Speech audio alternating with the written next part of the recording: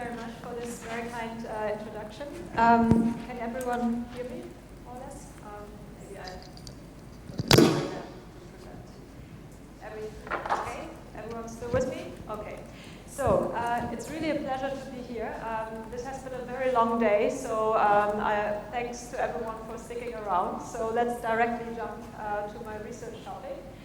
So imagine you're confronted with a very complex scene like this painting from Peter Bruegel, the Elder, and I'm asking you to describe what you can see here. Anyone that wants to volunteer?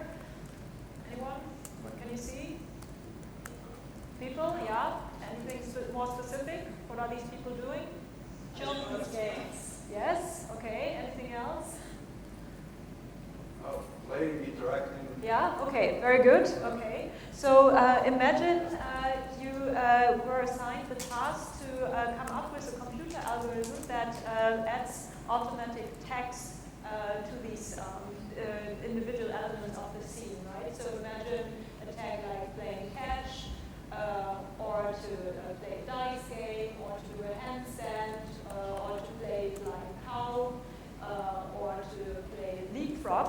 How would you do that, right? So if you think about it for a moment, there are a number of aspects that you need to examine here. So for example, you need to examine the body posture, you need to examine objects involved like a dice, you need to involve the relationship, the spatial relation between people interacting with each other, right? So there are a number of aspects here that you need to combine in order to come up with the correct label.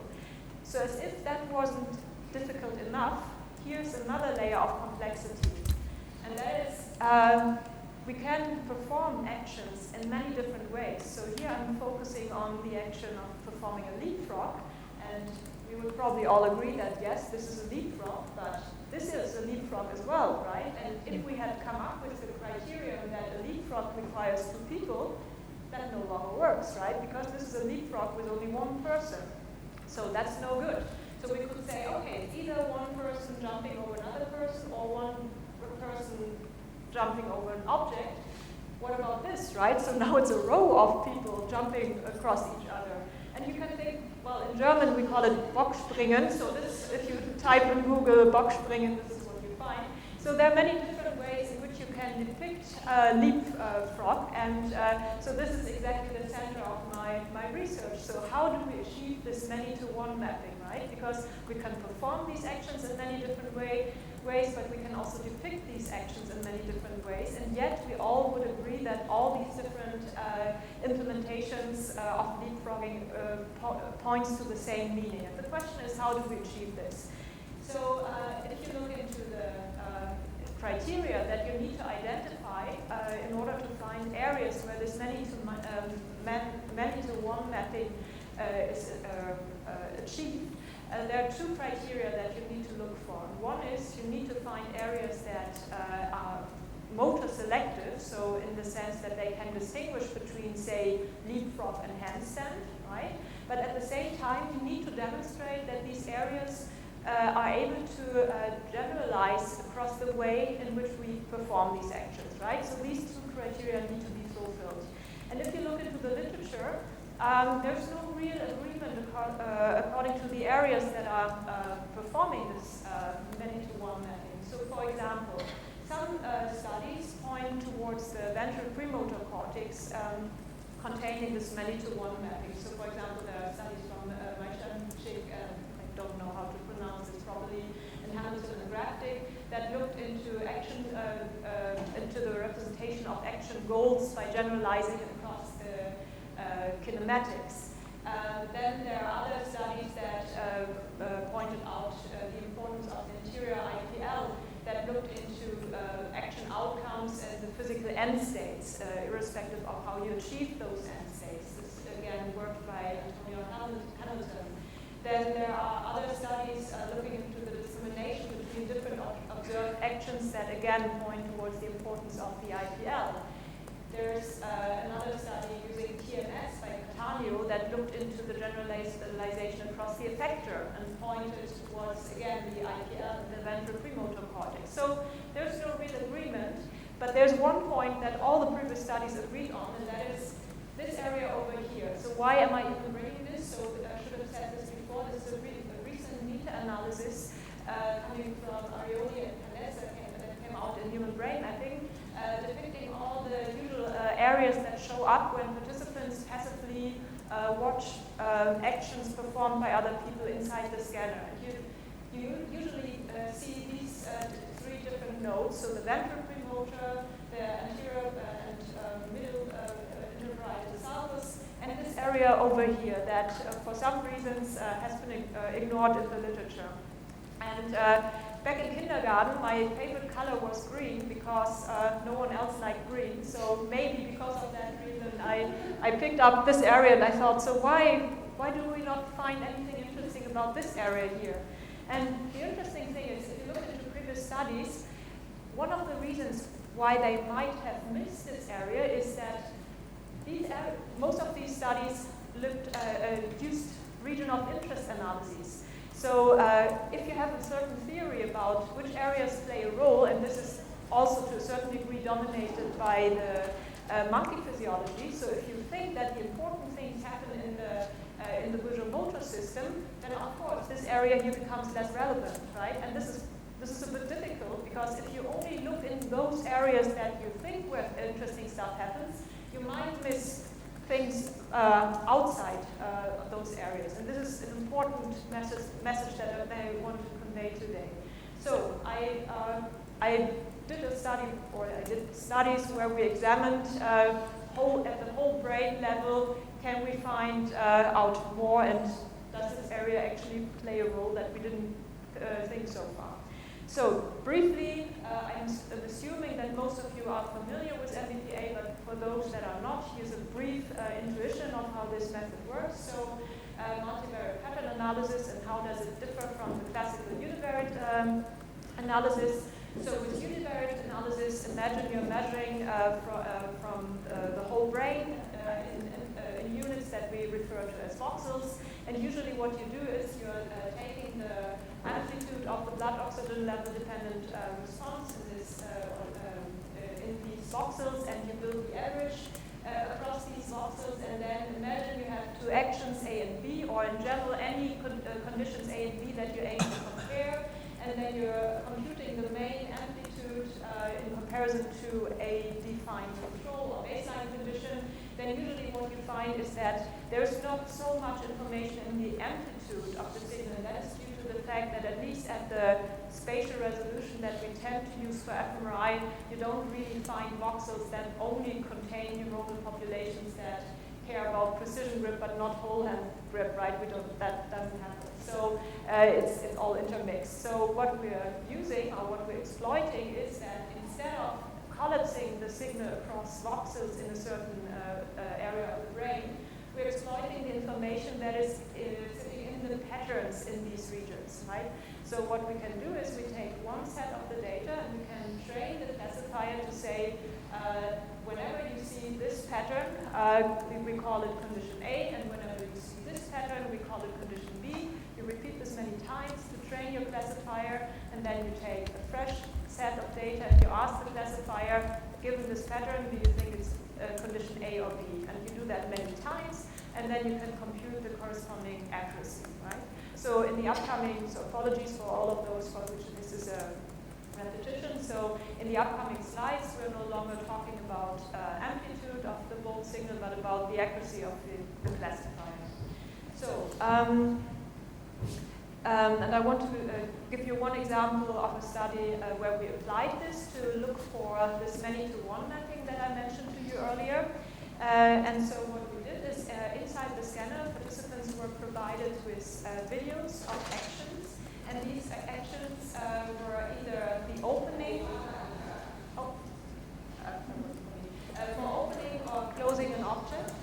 And what we manipulated was the kind of object. So the object is either a bottle or the container.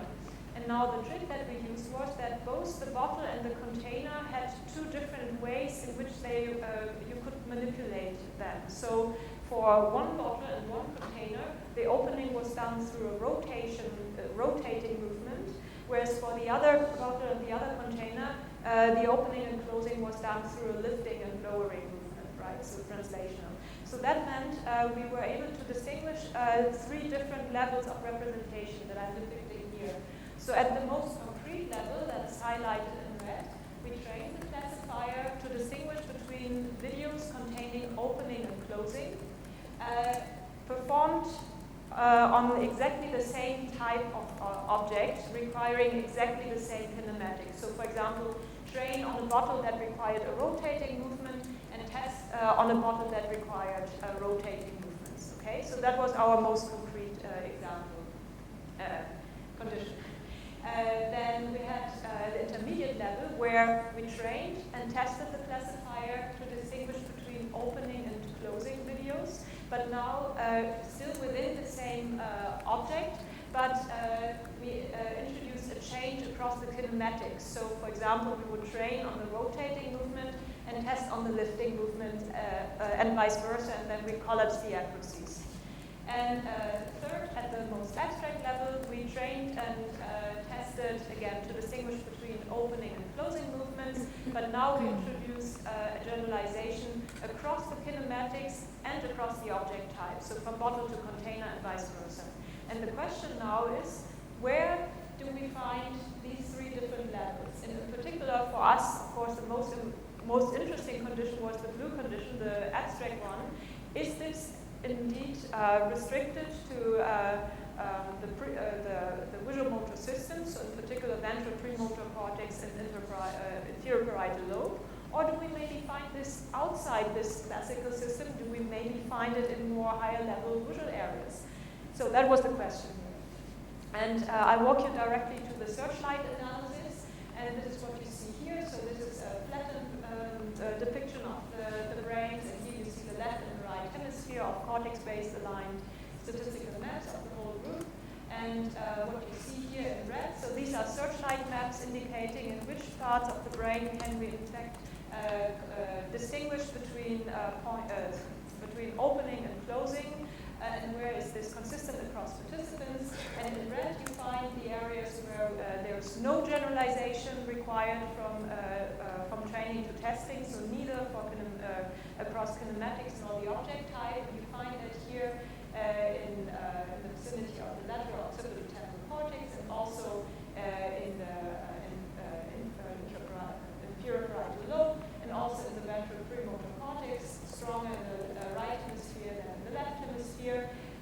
But importantly for us, the green and blue areas, so at the intermediate level where you find a transfer across, or the generalization across the kinematics, and the blue areas where you find a transfer across kinematics and object type.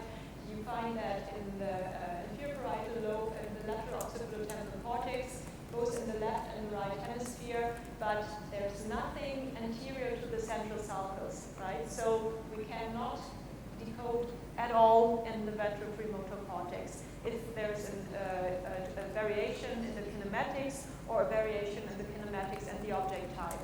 So if you remember the slide I showed a few minutes earlier, this is different from what previous studies found, and that indicates that there is something going on in these areas that we may have overseen in previous studies. The question is why.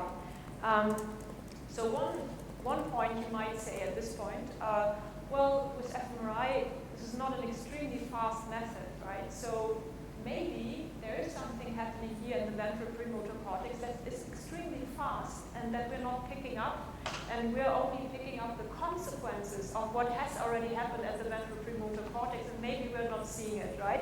Fair enough, possible.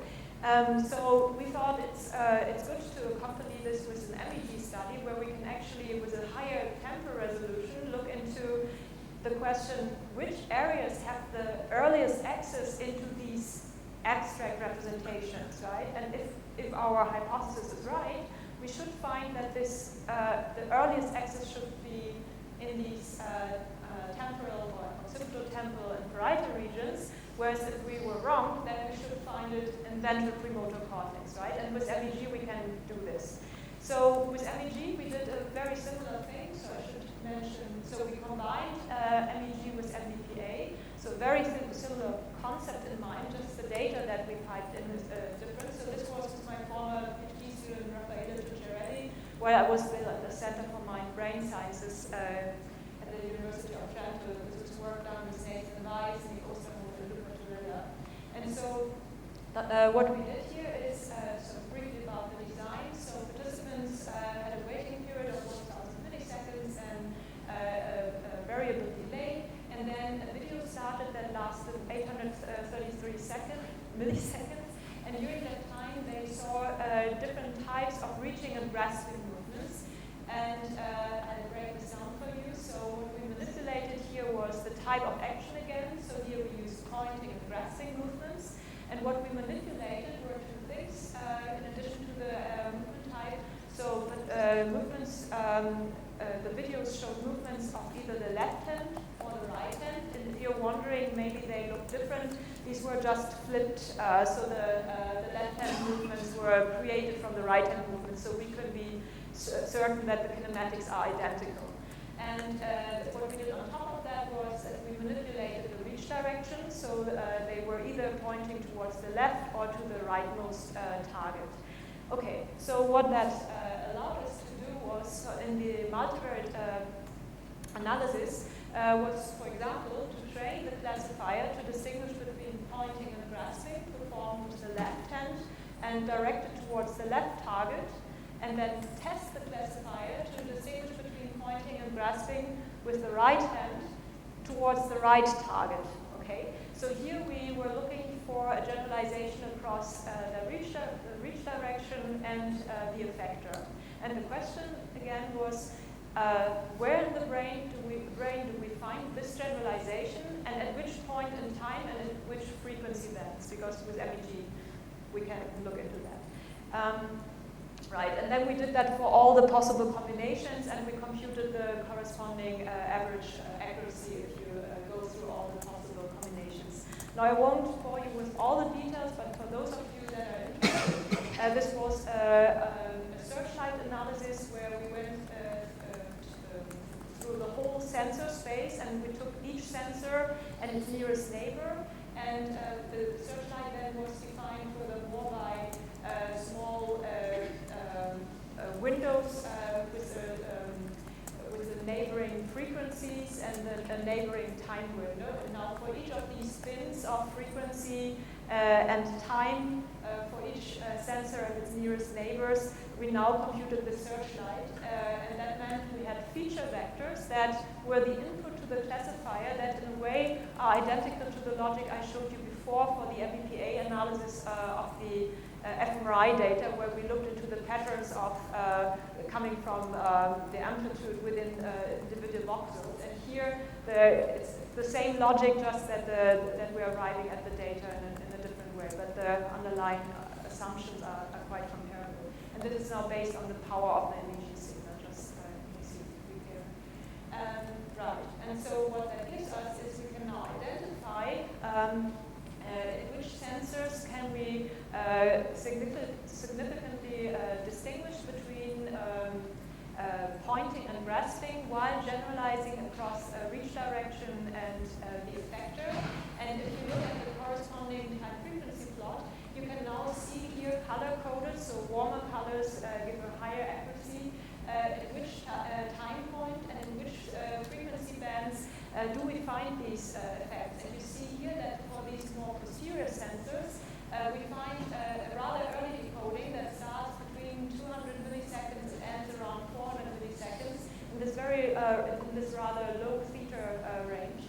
Whereas we have another set of sensors that are more anterior, and you find that this effect is rather late. So you find it in a rather broad range around theta for around 800 milliseconds, so towards the very end of the video.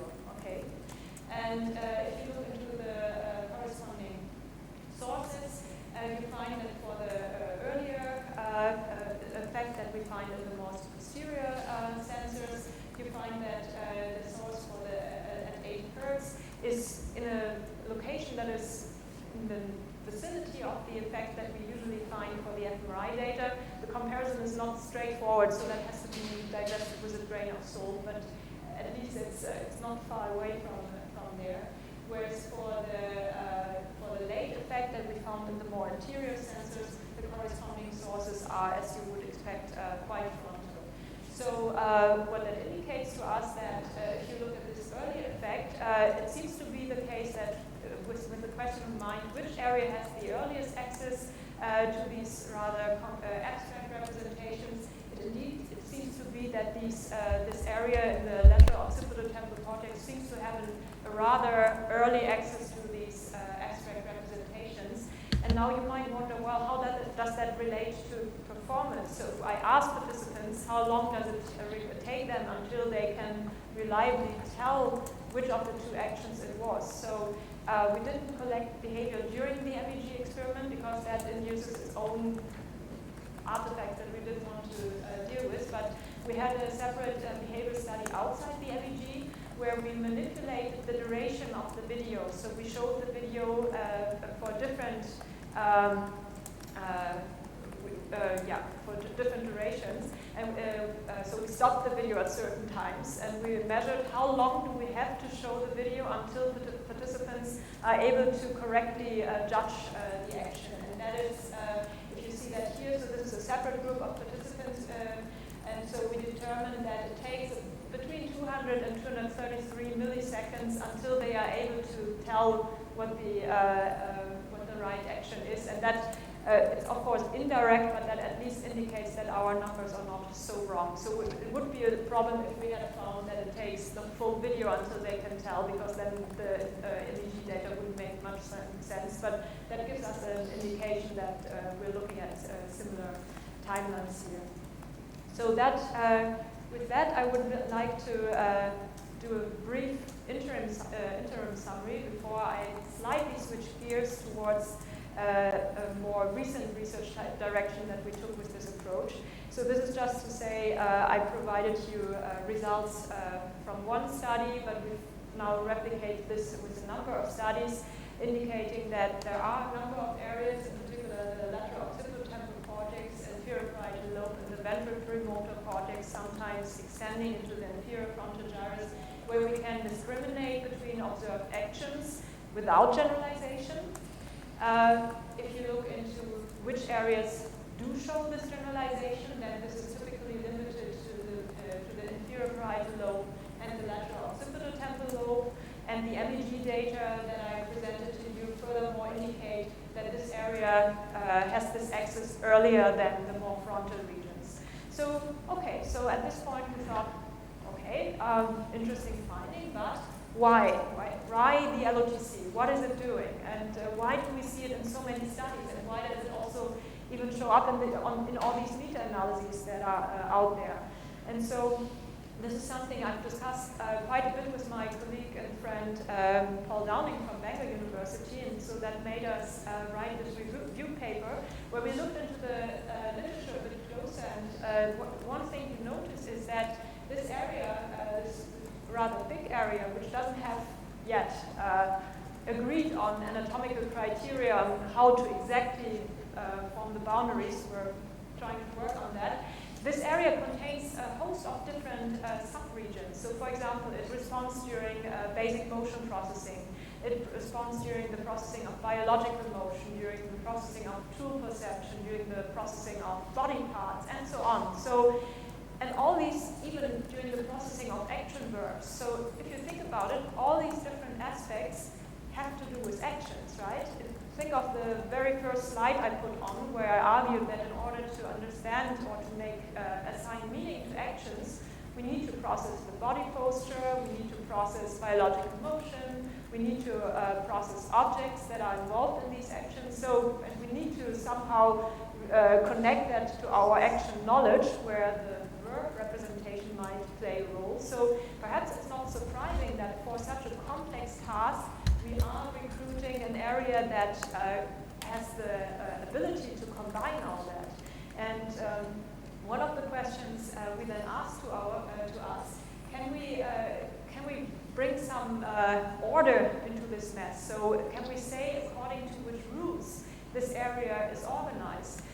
So for example, can we identify different gradients or dimensions spanning this area? So for example, from superior to inferior or from posterior to anterior. And I want to tell you about one gradient that we looked into recently a bit closer. So here we looked into the organization of action categories in the lateral occipitotemporal cortex. How am I doing this time? You're just throwing me out when I'm talking too long, right? Okay, good. So, why did we do this study? So the occipitotemporal cortex is known to be organized according to distinct object categories, for example, according to animals and tools. But surprisingly, there's very little known about the organization regarding action categories. So we don't even know exactly what all the action categories are, right? We know a lot about object categories, but the corresponding literature on action categories is quite thin. So we thought, okay, given the known representation for animals and tools, why not look for action categories that could map onto this organization? And so this is what we tried to examine here. So the question being, are actions organized topographically along certain dimensions? And if so, what are these dimensions? Do they correspond to the dimensions we know for objects, given that many actions are actually directed on objects? Not all of them, but many. Okay, so this is what we came up with. And yes, so if it follows the organization that we know from the object literature, one might expect a gradient from more social actions. I'll tell you what that means in a second, towards actions where transitivity plays a role. And I'll define that in a second. So what we came up with is the following. We divided, so we created 8 types of videos. And half of these videos were transitive, and with transitive I mean that they were directed towards an object. So for example, to give an object involves an object. To take an object, again, requires an object. To open an object and to close an object. So these were our 4 transitive actions. And then we had 4 intransitive actions, meaning they are not directly directed on an object. So these were agree, disagree, stroke, and scratch. Okay, so this was one of our dimensions, the transitivity. On top of that, we manipulated sociality, and the way we defined sociality was that the social actions, for the social actions, the presence of the other actor was relevant. So I cannot give something to someone without that someone being there, right? So giving requires giving it to someone. Same with take, same with agree and disagree, right? So the presence of the actor was relevant. For the non-social actions, note that the actor was always there, so we wanted to make sure that there are no low-level differences, so the actor was always there, but the presence of the actor was irrelevant. So you can open, it doesn't matter that someone else is sitting there, you're opening an object, right? So the other person is always there, but in one case it matters, in the other case it doesn't matter. Okay, so now we have our sociality, our transitivity defined. In order to make sure that we have a lot of low-level variability, we took these videos in different contexts, in an office context, in a breakfast context. We manipulated, or we played around with many different objects here, and we took it from 3 different viewpoints, just to make sure that each of these actions is taken from in many different setups to have a lot of variability within each action category. And then what we did next, this is just to replicate or to see whether we can replicate our own previous studies. Here we did a multi-class decoding. So in our previous studies, we had always distinguished between pairwise comparisons. Here we're distinguishing between all 8 actions at the same time. And here you see color-coded the areas in which that is possible. And that you can basically see that this nicely replicates our previous studies, where we can distinguish between all these 8 actions in the lateral occipital cortex and in the parietal cortex, but nothing really happening in that premotor cortex. So that's a nice replication, but that wasn't the major aim here. The major aim comes now. So here we used a method that I'm sure most of you have heard about at least. So this is using representational dissimilarity or similarity analysis. And the way this works is either based on theoretical models or on some behavior ratings, you're coming up with representational dissimilarity matrices. And the way this works, so in our case, was that after the experiment, we asked each participant to provide for each of the actions a rating for transitivity and for sociality. And the question we asked them indicate to us on a scale from 1 to 7 how relevant or to which degree is this action directed towards an object, right? For transitivity, 1 to 7, and then the same for sociality. And now this is not really surprising because this is the way we constructed the stimuli, but this was an independent test for us to see did we do the right job. Okay, so this is how we actually determine these representational dissimilarity matrices. And now what you can do is you can now, if you during the fMRI study present these actions separately, you can now measure the amplitude of the bolt signal. And now, for each of these pairwise comparisons, you can now look into the distance measure in terms of the bolt signal, the amplitude of the bolt signal, to see where in the brain does the neural dissimilarity matrix that you can establish by looking into pairwise comparisons of the bolt signal, the amplitude of the bolt signal, where is this neural similarity matrix similar or comparable to the behaviorally established representational dissimilarity matrix, okay? So now whole brain, we're looking for where in the brain do we see something that is similar to what the behavior would predict.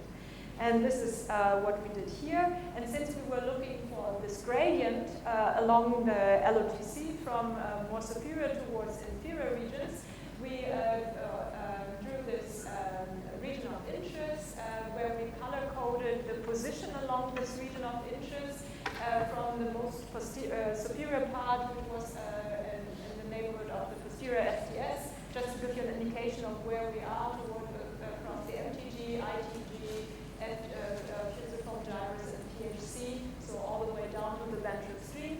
And now what we're plotting is on the y-axis the strengths of the correlation with the transitivity model and the sociality model to see whether it's modulated by the position along this region of interest. And this is what you see here. So in blue you see the transitivity model, which peaks somewhere here between the MTG and the ITG, and in contrast to that, the sociality model, which has a peak around the MTG, so certainly more superior than the transitivity model. So that for us indicates that if you compare the two peaks, so this is now consistent across participants, there seems to be this indication that indeed in the more that there's a distinction between more superior regions preferring the sociality model and more inferior regions preferring the transitivity model. And we find a rather quite similar effect in the right OTC. And interestingly, this is quite comparable with this very recent meta-analysis that I mentioned to you earlier, that not only looked into areas involved during action observation, but that also compared action observation with the interaction network. And if you look into the peaks, you see here that the interaction network appears to be superior to the action observation network. So that appears to be compatible with this meta-analysis. Right, so that brings me to the last part of today's talk, and that is, so far I talked about pairwise comparisons of actions. Now in the last study I went up to 8 actions, but if you think about the human repertoire of actions, that consists of a much wider range of actions, right? And I mentioned to you earlier that we know surprisingly little about the way action categories are organized and what these action categories even are, right? So think of these examples. So some actions are performed indoors, some of them are outdoors, some appear to be more passive, some more active, some are done by males, some by females, who knows? So what are the underlying organizing principles? We don't know, right? So one of the guys here is actually sitting in the audience, right? So you might remember our brainstorming session in Italy many years ago. So the question then is, how do we find the underlying organizing principles? And we were inspired by work by again, from the object perception literature, where this technique developed by Mariko Mu and Nico Pregescott has been used a lot. I see people nodding, so it's called inverse multidimensional scaling. So the principle behind this is in each trial, you take a huge number of stimuli and they are arranged for you by a computer program on a circle in a random order. And the task of the participant is to use the mouse by drag and drop to arrange these stimuli according to the perceived similarity. And now the perceived similarity could mean many things, right? You could say perceived similarity according to how similar they look like, or how similar in terms of the similarity of the meaning, or you can think of all kinds of instructions, right? And now what this algorithm does is that as a participant, whenever you're ready with this arrangement, you click a button and say, okay, I'm confident this is the best I can do. And then the algorithm picks a subset of those stimuli and presents it to you again. And then with this subset of stimuli, you do the same task. And now through each iteration, the program now compares the evidence that it has for each pairwise comparison. And it can now compute for which of these pairwise comparisons does it require more evidence. And that so if you compare that with doing these ratings for all the pairwise comparisons that there are, it takes much longer. So this procedure in the end arrives at a solution that you can establish much faster.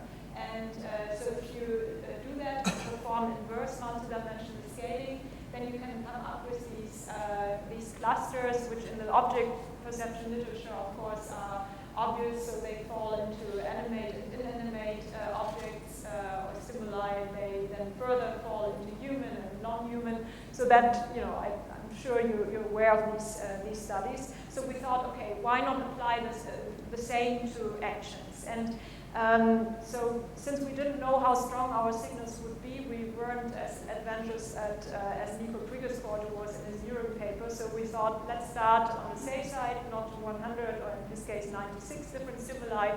We started with 28, I think, yes. So these are the actions we did, we used. So we started out by asking a number of participants to take a number of minutes and to write down all the actions that they either perform or see in their environment on a regular basis, because we needed to have a starting point, right? Which actions do you include, right? And we didn't want to have any outliers like parachuting or flying that we do, but we don't do on a very regular basis. So we wanted to have daily actions that are part of our repertoire. And then we choose those actions that had the highest agreement among those raters. And we took these stimuli, again, in different contexts, different actresses, different objects involved. And we choose those stimuli exactly. So this is the whole data set, so lots of them. And so we performed the same procedure that I explained to you before. This is an example arrangement from one of the participants. And now, of course, the interesting question is, do we find interesting clusters, and are they actually meaningful, and are they stable across participants? And the answer is yes. So this is so here the instruction was for the participant arrange these actions according to how similar they are in meaning. Okay, and what you see here, they are now sorted according to the clusters into which they are falling, and So it seems to be right that there are a couple of blue boxes. Now let's look into what these blue boxes correspond to. Just the same data in a different visualization. This is a result from a PCA on exactly the same data, and I've shown you the first two principal components here. And I'm color coding those actions that fall into the same cluster. And here are labels that we came up with. Of course, you might think of different labels, but here is one cluster where swimming, walking, driving, biking, running, and dancing is involved, and I cannot, somehow this reminds me of locomotion and body-related actions, right? Then there's another cluster down here in red, handshaking, waving, hugging, holding hands, talking on the phone. Seems to be related to communicative actions, right? And another cluster here, showering, combing hair, washing dishes, washing the hands, seems to be cleaning related. So this is just to indicate these clusters appear to be meaningful, right? And this is what we can reveal through this analysis.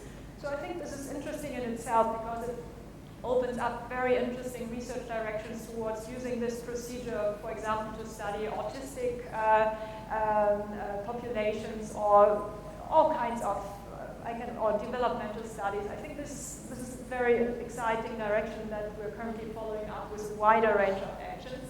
But of course, the interesting thing why, or the real reason why we established these matrices is that we wanted to use this as a predictor for our fMRI data. Right? So of course, these participants had gone into the scanner before we gathered these ratings. And inside the scanner, participants were presented with an event-related design where they saw these individual actions such that we were able to measure the amplitude of their bolt signal and do the representational similarity analysis to look for where in the brain do we find areas where this dissimilarity structure according to the meaning of actions is represented. And the burning question I had was, well, do we find the lateral occipitotemporal cortex again, right? Because so far we only know that we can distinguish between a couple of areas, but if it really has to do with assigning meaning to these actions, this dissimilarity structure should be represented there, right? And, well, I wouldn't stand here. Okay, so here are the results. So this is now a group analysis. This is corrected for multiple comparisons during permutation testing, and what you see here is, yes, we get the lateral occipitotemporal cortex. We also get a small bit down here, which is actually anterior to the ventral premotor cortex, and we get this bit here at the very posterior part of the IPS. So if you look at that, on the one hand side, that's of course nice, because it indicates, yes, there's something really strong happening here, also something here more anterior. But of course, you might say, well, these actions differ along many different ways, not only in the meaning, right? So they were done in different contexts, different objects were involved, some of them required the whole body, some of them required the hands. So how do you know what is reflected here, right? Is it a combination of this, or does it only reflect the context, or what is it? So we thought, can we do better?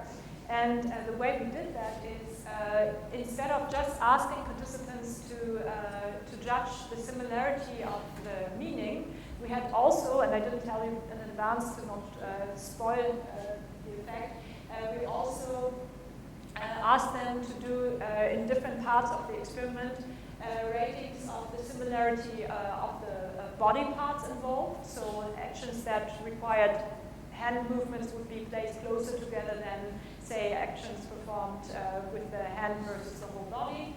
Then we asked them to judge the similarity in terms of the typical scene or context in which these actions typically take place.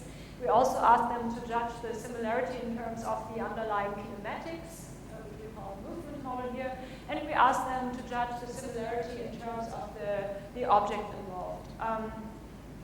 Right, and then what we did next was to perform a multiple regression RSA, meaning we are looking again at the effect of the semantic model while controlling for all these four models. And the question being, if we do that, if we control for these four models, is there anything left for the semantic model? Okay, and the answer is yes. So this is what you get. So that's quite, I think, exciting that you get this area here in the left and right lateral occipitotemporal cortex, and again in the most posterior part of the IPS, and so what that means is these areas appear to reflect the semantic dissimilarity between actions over and above differences in the context, in the body parts, in movement kinematics, and the objects involved. Now, I'm not claiming that there's nothing else happening in these areas, right? Because there are probably a couple of additional things one could control for, but at least I think this is a decent step in the right direction to try to tease apart these different aspects that are known to be represented in these areas. And yes, so we're working hard to take this further. So let me take the opportunity then to wrap this up. For you. So I started out with this question, how this many-to-one mapping is achieved in the brain, and I provided you with a number of, I provided you with an overview of what previous studies did, and then I was surprised to see that so many studies so far ignored the lateral occipitotemporal cortex, and I provided you with a number of studies indicating that in the lateral occipitotemporal cortex and the IPL, you can discriminate between actions while generalizing across a number of features such as the effector and the kinematics. I also provided you with some evidence that this area actually has access to these abstract representations quite early. I talked about the gradient from sociality to transitivity in this area, and I also provided you with evidence that this area, in addition to the posterior IPS, captures the semantic dissimilarity between actions. So, to summarize, I think there's more to this area than just basic visual processing as we used to think in the past. And now, of course, an important step for the future will be to also look into the causal role of this area. So there are a few indications in the literature from patient studies indicating that this is not just an artifact of our method, but of course I want to follow this up with TMS more closely in the future. And one important thing I would like to study more in the future is to concretely, more explicitly test how information, for example, from the context that of course indicates that certain actions are more likely than others, say a kitchen context versus an office context, how that is integrated in this whole cascade of processes when we assign meaning to perceived actions. And with that, I would like to thank all the people that were involved in these projects, and my former postdoc in World War in particular,